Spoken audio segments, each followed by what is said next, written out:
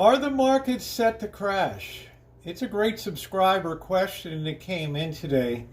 And trust and believe, if you're an investor, you're going to want to listen to this upload right to the end. And as we get in here, let me hope that you had a nice holiday, and I do wish you a fantastic 2023. If I don't miss my guess, it's going to be a very challenging and difficult year, but times are what we make them for sure. So I hope for the best for you. Let's tear into it. It was great questions. Rose, do you think the market is on the verge of a crash? Well, to answer that question, we really need to understand the one component that I have beaten the drum on and dwelled on the uploads that I do over time. And that has to do with interest rates as the ultimate driver of what happens to stocks.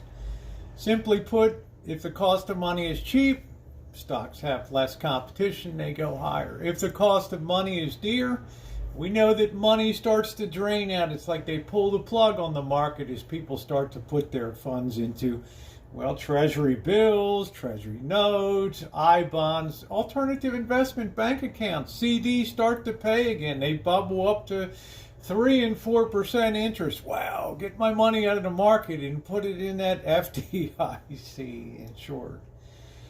It's been no secret that I believe that rising interest rates are the biggest threat. And interestingly enough, in all of this weakness from late November, say Thanksgiving until now, as we're getting ready to wind down 2022, interest rates have really not backed off in the face of all this market weakness. There may be a message there.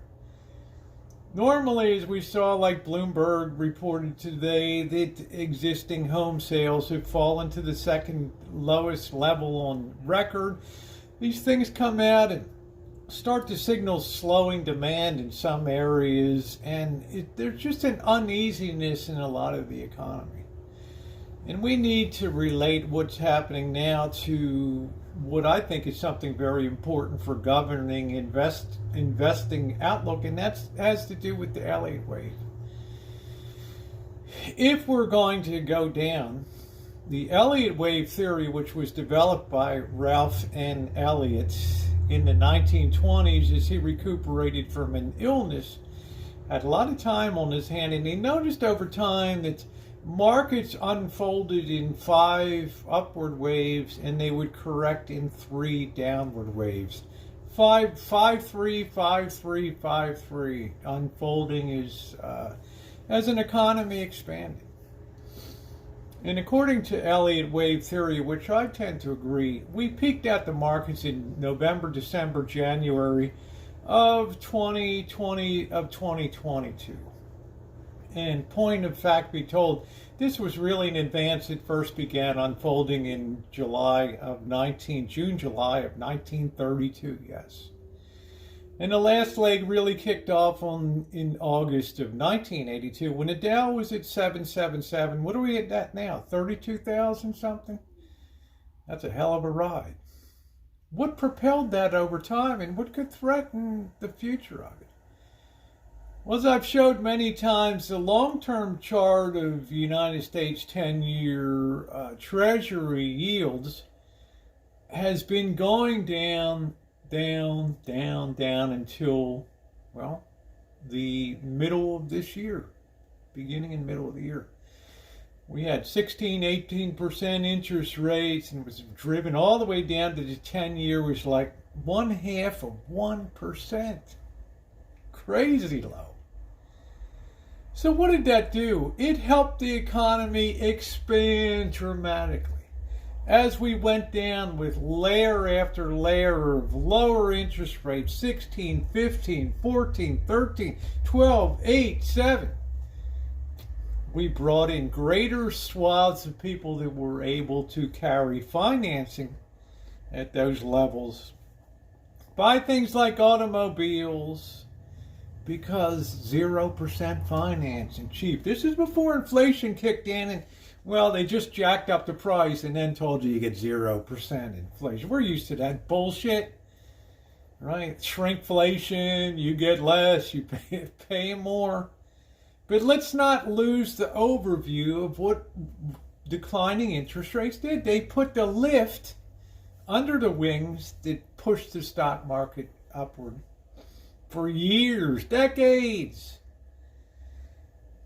And now we reach the point where that is obviously reversing. And most interesting of all, if we look at things on a relatively short-term basis, the weakness that's persisted in the NASDAQ or the technology index barely holding on to the 10,000 level after being at 17,000, I don't know, some ridiculous number. Barely holding on. People have begun to lose. What is it worth? I don't know.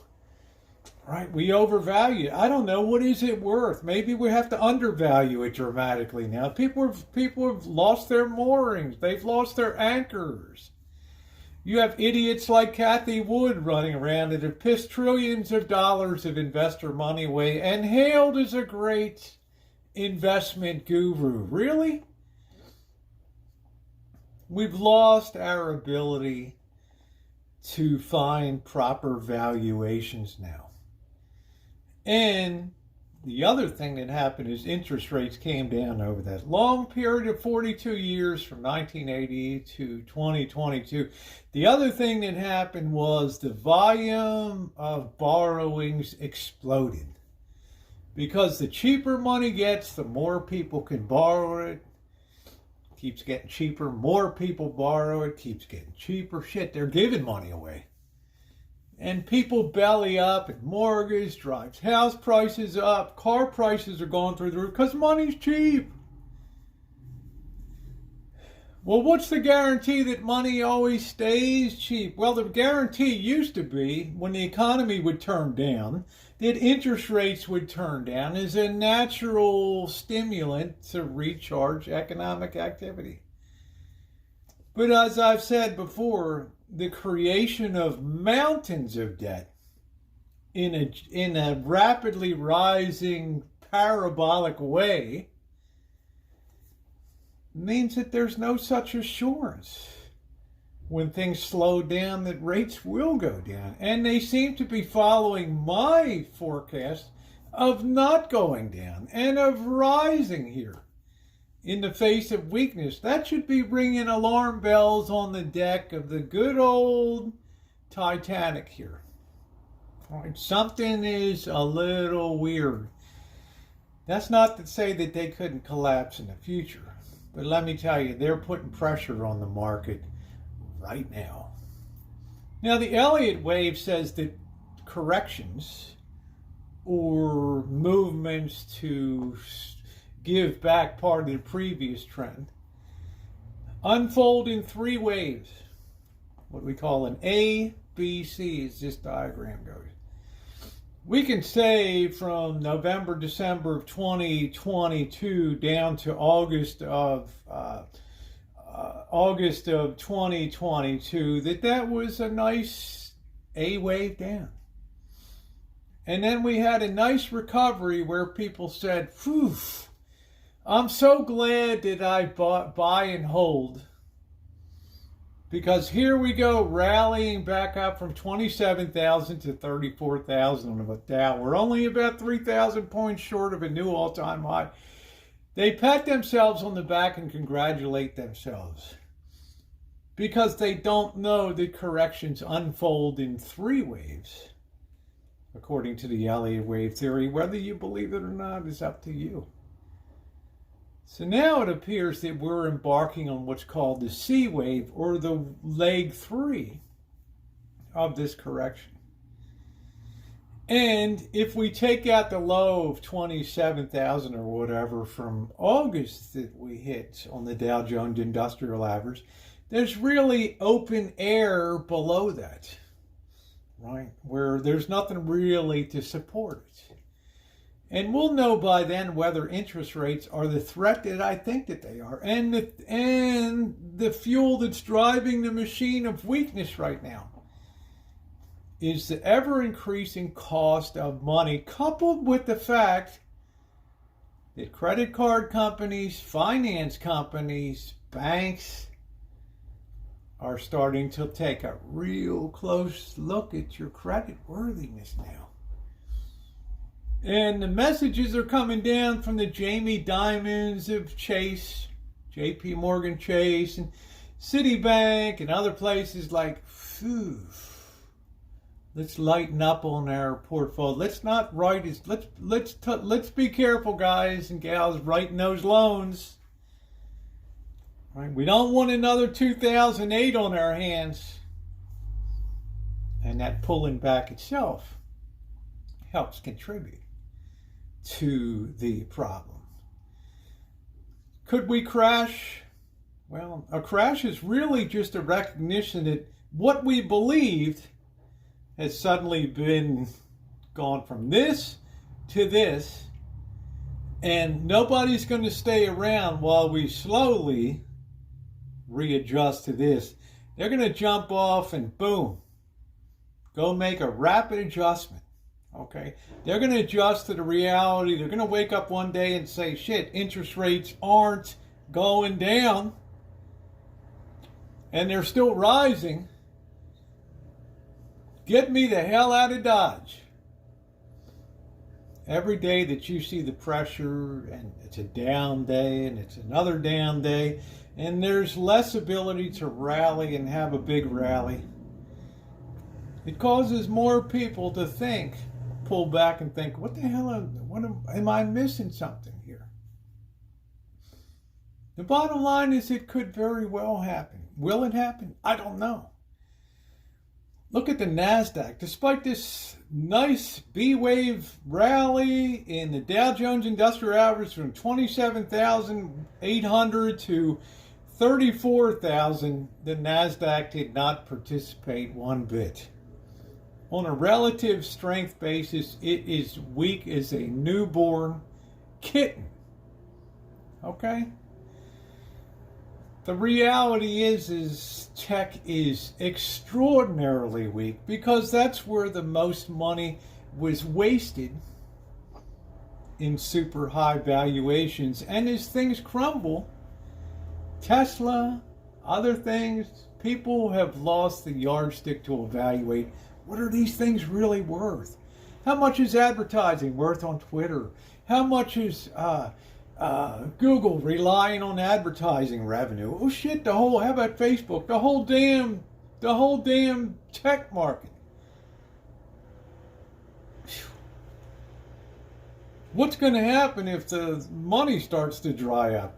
Bitcoin goes south and nobody's buying that equipment from NVIDIA anymore. Advanced micro devices. Oh my God. All right. The rudder is snapped off of these stocks and they're just adrift.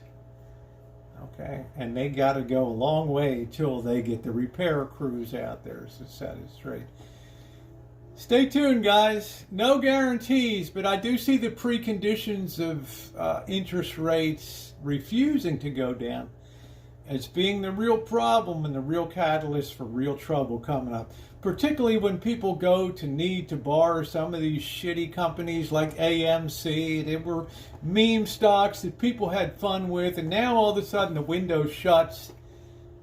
Got no money for you. Get out of here. Banks start to become more stringent. We got no loans for you. Wait and see.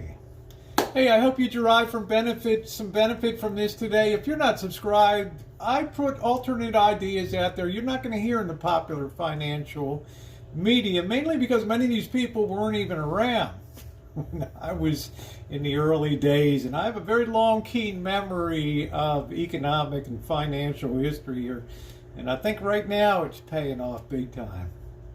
I want it to pay off for you too. I want to stimulate your thoughts. So make sure you're subscribed, that you hit the bell for all notifications. We have fun too. I don't do these too often, but when I do them, I think it's something worth hearing. In the meantime, I do wish you a happy and prosperous 2023, and for you, your family, and everyone in your circle. Thanks, everybody.